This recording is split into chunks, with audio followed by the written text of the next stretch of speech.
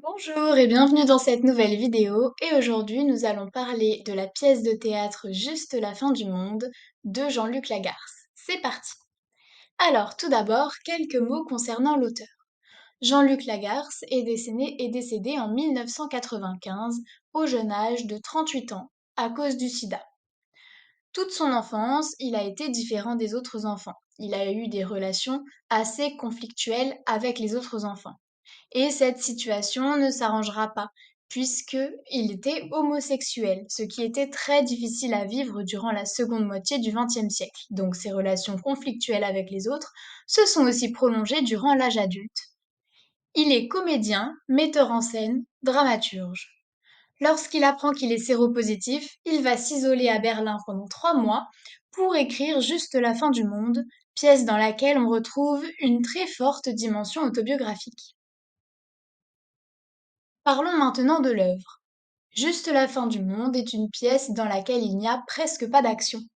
Louis rentre chez sa famille après des années d'absence pour leur annoncer sa mort prochaine, mais il n'y parvient pas.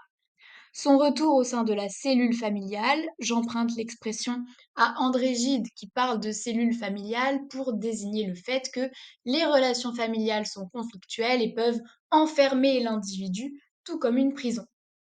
Donc son retour fait ressurgir les tensions entre les membres de la famille et révèle les crises, ce qui donc occasionne des crises familiales mais aussi personnelles. L'œuvre de Jean-Luc Lagarce est tragique, puisque l'enjeu principal, mais qui n'aboutit pas, est l'annonce de Louis, qui doit révéler sa mort prochaine. C'est un homme malheureux, en conflit constant avec son frère Antoine, qui rappelle l'histoire de Caïn et Abel, qui finissent par s'entretuer.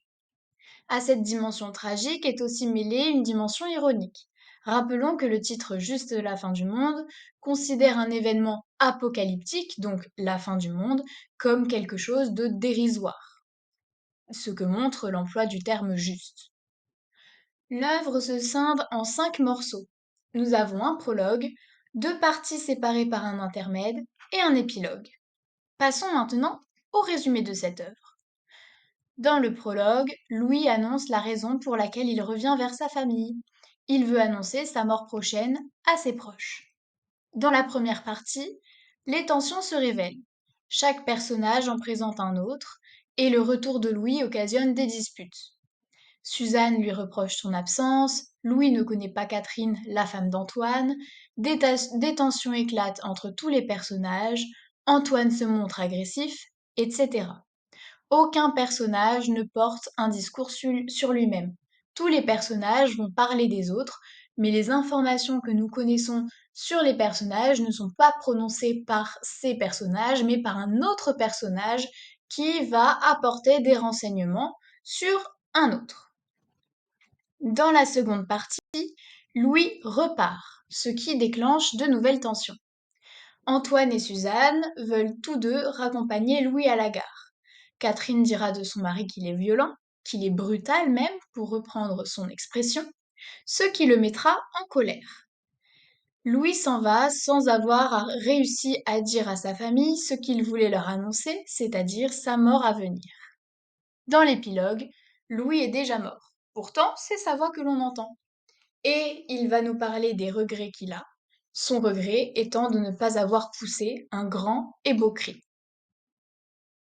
Passons maintenant aux thématiques abordées dans cette œuvre. Évidemment, nous avons le thème de la famille. L'œuvre tourne exclusivement autour des personnages appartenant à la même famille.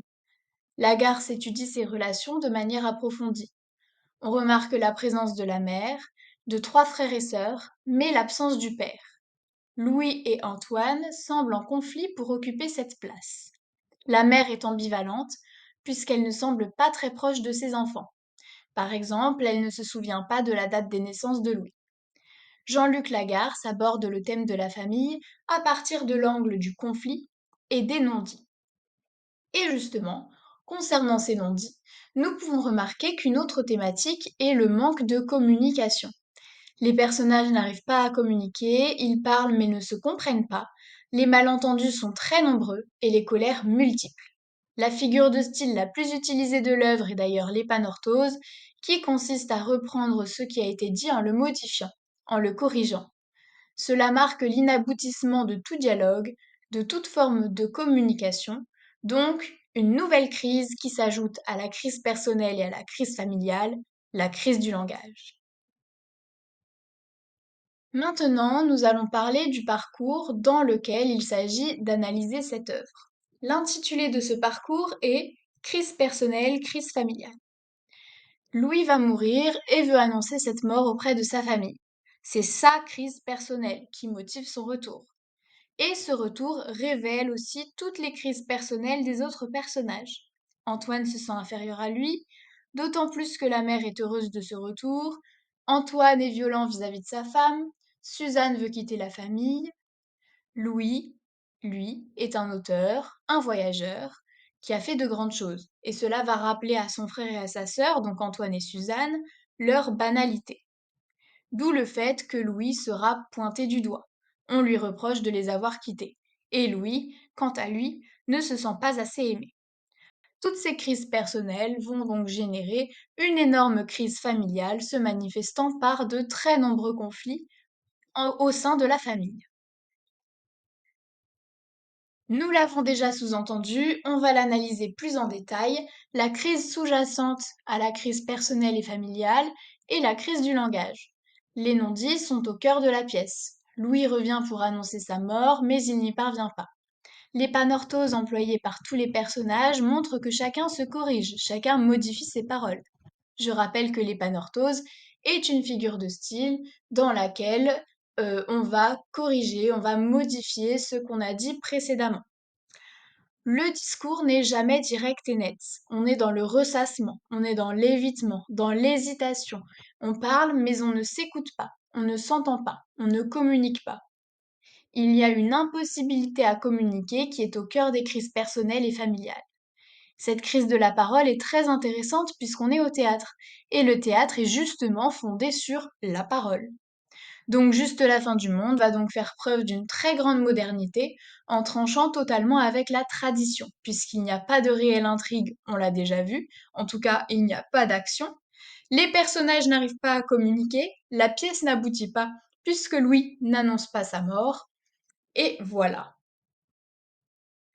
Le cours du jour est terminé, et je vous dis à très bientôt pour de nouvelles vidéos.